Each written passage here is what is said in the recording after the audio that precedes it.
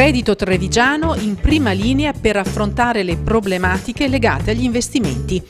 iLike BCC, ospite del convegno, ha colto l'opportunità per rilanciare alla giornalista di Radio 24 Deborah Rosciani la questione più dibattuta: investo o risparmio? Dobbiamo fare entrambe le cose, ma l'importante è che entrambe le operazioni le facciamo con consapevolezza, con conoscenza di quello che capita attorno a noi e con cognizione di causa.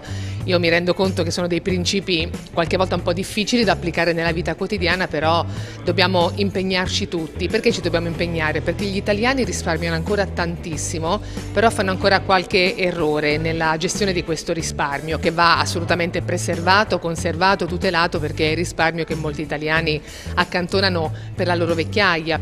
Quanto è importante il rapporto di fiducia tra cliente e la propria banca? È fondamentale, è l'aspetto più importante, perché se scegliamo la persona giusta, queste persone ci accompagnano in un percorso di vita molto lungo, anche perché pensate che gli obiettivi finanziari che i risparmiatori si danno sono sempre più lunghi nel tempo.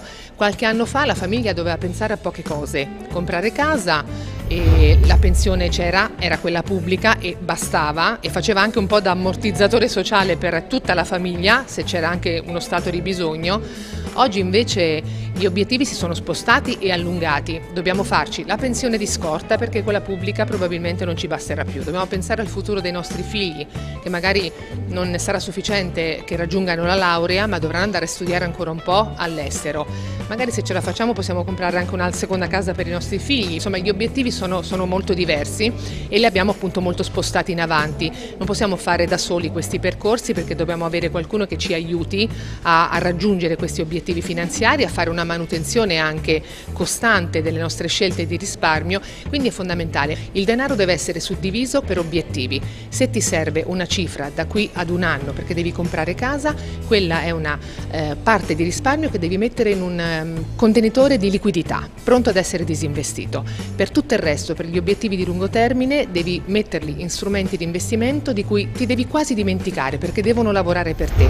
Però ecco, il primo tema è questo: non ossessionarsi del rendimento di breve termine, perché oggi non ha più senso.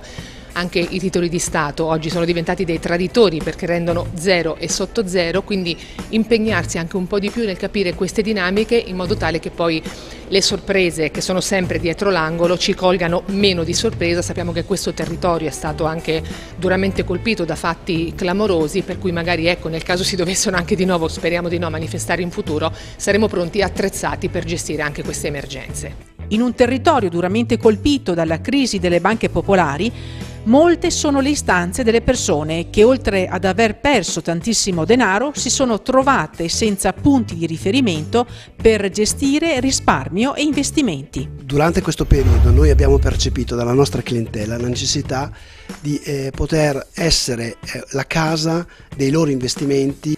Erano venute a mancare per loro le banche che tradizionalmente su questo territorio collocavano questi prodotti e li gestivano. Di conseguenza abbiamo trovato questo accordo per Arca e ci siamo proposti come partner su questo territorio.